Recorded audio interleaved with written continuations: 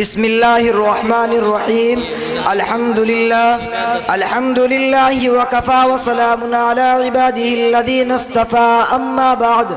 شاف کونو مکہ کی راہ دکھلاتا رہا، شاف کونو مکہ کی راہ دکھلاتا رہا، گمراہان شرک کو توحید سکھلاتا رہا۔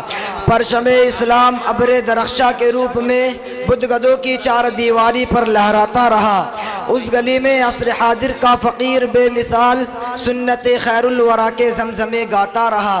ملت اسلامیہ کے درخشندہ ستاروں، آج میں آپ کے سامنے اسلام کی ایک عظیم سپوت اور مسلمانوں کے ایک عظیم محسن کا ذکر خیر کرنا چاہتا ہوں، جس کے فیض سے ایک عالم نے استفادہ کیا اور کر رہا ہے، جس کے بے باک زبان اور بے خوف قلم نے ہزاروں گمراہوں کو راہ ہدایت سے روشناس کرایا، اور جس کی بے مثال قیادت میں ملت اسلامیہ نے ہندیہ نے اپنے دین و ایمان کی حفاظت کے لیے تن من دھن کی بازی لگا دی اور بے مثال قربانیاں پیش کی۔ میری مراد حجت الاسلام حضرت مولانا محمد قاسم نانوتوی رحمت اللہ علیہ ہے۔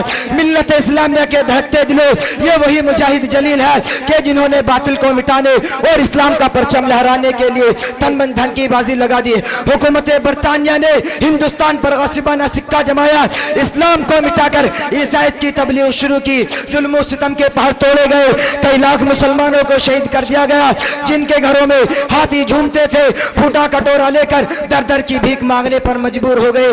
شاہی خاندان کی بیگمات پھٹی چادریں سروں پر ڈال کر گھروں میں کھانا پکانے کی نوکری کرنے لگی۔ وہ بے پردہ نشی عورتیں جن کے دیدار سے چاند سورج ترستے تھے، در در کی بھیک مانگنے پر مجبور ہو گئی۔ ہر طرف تباہی و بربادی کا دور دورہ تھا، خون پانی کی طرح بہہ رہا تھا۔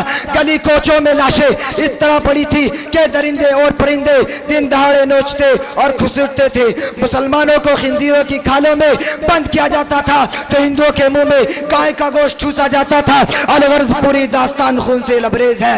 بالآخر عیسائیت کے ٹکر کے لیے فضا قائم ہو جاتی ہے۔ دوستو، اس عظیم ہستی نے عیسائیت کو مٹانے کے لیے کیا کچھ نہیں کیا۔ شاملی کا میدان ہے، حق و باطل کی جنگ جاری ہے۔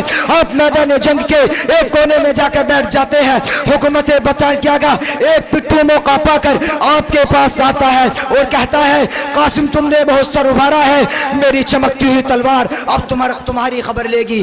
بے ساختہ مرد مجاہد کی زبان سے یہ الفاظ نکلتا ہے کہ یار کیا بک رہا ہے، اپنے پیچھے کی تو خبر لے، عقل سے کورا انگیز جو ہی سر گھماتا ہے۔ قاسم نانوتوی کی تلوار بجلی کی طرح چمکتی ہے اور اس کو زمین پر تڑپا دیتی ہے۔ اسی جنگ میں موصوف کی کن پٹی پر گولی لگتی ہے، حالت دگرگو ہو جاتی ہے، کپڑے خون سے شرابور ہے، مگر اعظم و استقلال کا یہ پہاڑ اٹھتا ہے اور دیکھتا ہے کہ کہیں گولی کا نشان نظر نہیں آتا۔ حکومت برطانیہ نے ایک ناپاک سازش کی کہ ہندو قوم کو مسلمانوں کے مقابل کھڑا کیا۔ اس ملک ہندوستان میں مسلمانوں کو سیاسی ہمت حاصل تھی، انگریز نے ہندو قوم کو آگے بڑھایا، مسلمانوں کو گھٹایا۔ جب معاشی و سیاسی میدان میں ہندو قوم آگے بڑھی تو انہوں نے مذہب کی برتری اور بلندی سمجھائی اور ہندو مسلم کو آپس میں لڑایا۔ چنانچہ 1876 میں شاہجہاں پور کے قریب چاندپور گاؤں میلہ میں خدا شناسی منعقد ہوتا ہے، عوام کا جم غفیر جمع ہوتا ہے۔ وآخر دعوانا ان الحمدللہ رب العالمین۔